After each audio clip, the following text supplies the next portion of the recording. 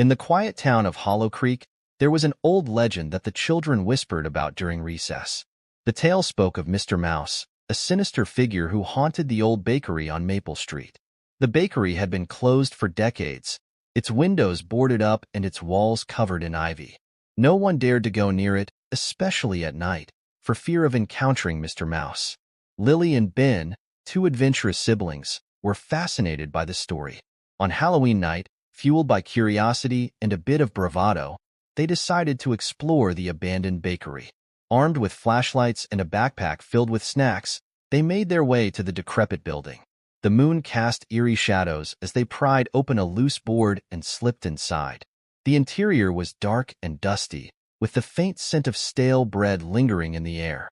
Cobwebs draped the corners, and old baking tools lay scattered on the counters.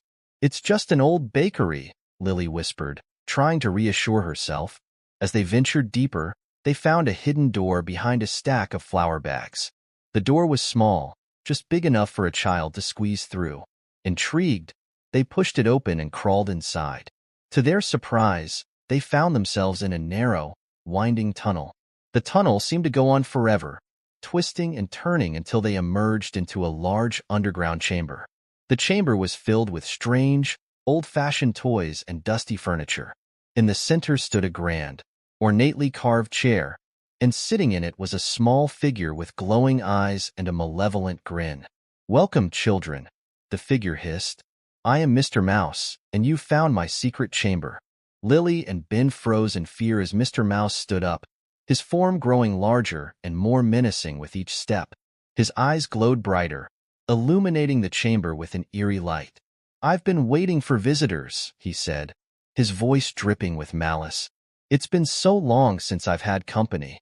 The siblings backed away, but the tunnel had disappeared, leaving them trapped. "What do you want from us?" Ben stammered. Mr. Mouse chuckled, a chilling sound that echoed off the walls. "I feed on fear," he whispered, "and your fear will keep me strong." Desperate to escape, Lily remembered the snacks in her backpack. She quickly pulled out a handful of candy and threw it at Mr. Mouse. For a moment, he was distracted, his glowing eyes fixating on the treats. Taking advantage of the distraction, Ben grabbed an old mirror from a nearby shelf and aimed it at Mr. Mouse. The reflection of his own sinister grin seemed to weaken him. He recoiled, shrinking back into his smaller form. "No." "Not the mirror," he screamed. "Take it away." Realizing they had found his weakness, Lily and Ben moved the mirror closer.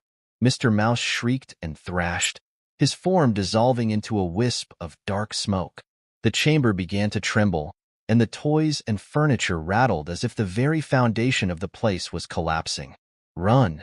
Lily shouted, grabbing Ben's hand.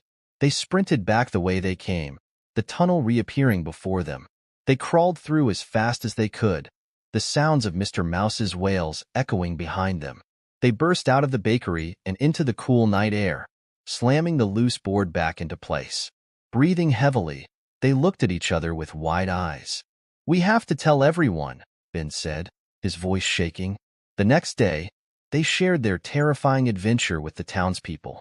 The story of Mr. Mouse and his secret chamber spread quickly, and the old bakery was soon sealed off for good.